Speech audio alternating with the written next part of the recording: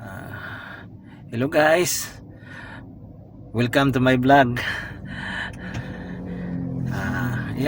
Mag-update lang ako guys no, sa aking YouTube account kasi nagno-notify po kasi sa akin si si YouTube na baka daw kasi ma-demonetize yung aking channel. Sayang naman daw na ma-demonetize, kaya kahit paano mag-update lang ako, mag-update lang po ako. Na po kasi akong maisip na magandang mai-content gawa ng, lalo na araw-araw po ako nagbibiyahe, pagod po yat. Tulad ngayon nandito ako sa biyahe, dito nga ako natutulog. So magpayo nga kayo guys kung ano magandang